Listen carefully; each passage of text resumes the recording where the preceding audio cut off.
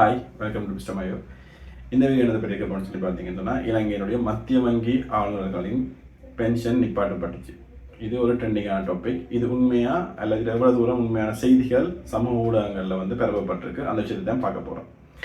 என்ன விஷயம்னு சொல்லி பார்த்தீங்கன்னு சொன்னால், கடந்த கிழமை ஒரு கேசட், அதாவது வர்த்தகமானி பத்திரிகை வந்து வெளியிடப்பட்டது. என்னென்னு சொன்னால், இலங்கை மத்திய வங்கி ஆளுநர்களின் ஓய்வூதியம் நிறுத்தப்படுவதாக ஒரு கேசட் வந்து ரிலீஸ் பண்ணப்பட்டுச்சு. அந்த கேசட் ரிலீஸ் பண்ணப்பட்ட பிறகு பெரும்பாலான ஊடகங்களில் இல்லை பெரும்பாலான சமூக ஊடகங்களில் வந்து ஒரு விஷயம் வந்து என்னென்னு சொன்னால், மத்திய வங்கி ஆளுநர்கள் எல்லாருடைய ஓய்வூதியம் நிறுத்தப்பட்டிருக்கு. இதனால் இலங்கைக்கு வந்து ஒரு பெரிய அளவு காசு வந்து மிச்சமாகுதுன்னு சொல்லி குறிப்பிட்டிருந்தாங்க. காரணம் என்னென்னு சொன்னால், இலங்கையினுடைய மத்திய வங்கியில் வந்து ஆளுநர்களாக இருப்பவர்களுடைய சம்பளத்தின் 74%, அதாவது கடைசியாக ஓய்வூதியம் பெறைக்குள்ள கடைசி மாதத்தில் வந்து எவ்வளவு சம்பளம் எடுத்தார்களோ அந்த சம்பளத்தினுடைய 74% வந்து அவர்களுக்கு ஓய்வூதியமாக வழங்கப்படும். இதுதான் வந்து அங்கிருந்த ஜாப். அப்போ அப்படி பார்க்கக்குள்ள இலங்கை மத்திய வங்கியின் ஆளுநர்களின் சம்பளம் வந்து பொதுவாக வந்து அதிகமான அளவில் காணப்படும். அப்போ அதனால் வந்து பென்ஷன்ன்றது வந்து பெரிய அளவில் போகுது. இதனால் வந்து நிறைய காசு வீணாக்கப்படுதுன்ற ஒரு கருத்தும் காணப்பட்டது. ஆனால் இந்த வர்த்தக மாளிகையை வந்து நீங்கள் வடிவாக பார்த்தீங்கன்னு சொன்னால் தெரியும்.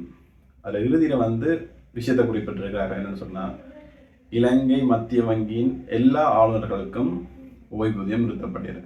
என்ன விஷயம் என்று பார்த்தீங்கன்னா, இலங்கை மத்திய வங்கியில் ஆளுநர்களாக செயற்பட்டு ஓய்வூதியம் பெற்று கொண்டிருக்கின்ற ஆளுநர்களில் வந்து யாராச்சும் நீதிமன்றத்தில் வழக்குகள் அல்லது நீதிமன்றத்தோடு சம்பந்தப்பட்ட ஏதாச்சும் ஒரு சட்ட நடவடிக்கைகளுக்குள்ள வந்து ஆளாக்கப்பட்டிருந்தால் அவர்களுக்கான ஓய்வூதியம் இடைநிறுத்தப்படுகிறது. அது மட்டும்தான் அந்த கெசட்டில் வந்து சொல்லப்பட்டிருக்க விஷயமே தவிர எல்லா மத்திய வங்கி ஆளுநர்களுக்கும் ஓய்வூதியம் நிறுத்தப்படுகிறது. இதுதான் அந்த செய்தி.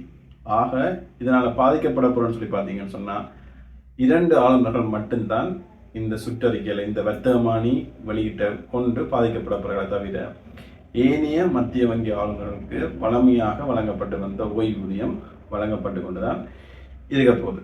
அப்போ இதான் அந்த செய்தி. இதே மாதிரி சில முக்கியமான விஷயங்களை தெளிவாக நீங்கள் பெற்றுக்கொள்ளணும்னு சொன்னால் எங்கள் சேனலை வந்து மறக்காமல் சப்ஸ்கிரைப் செய்து கொள்ளுங்கள்.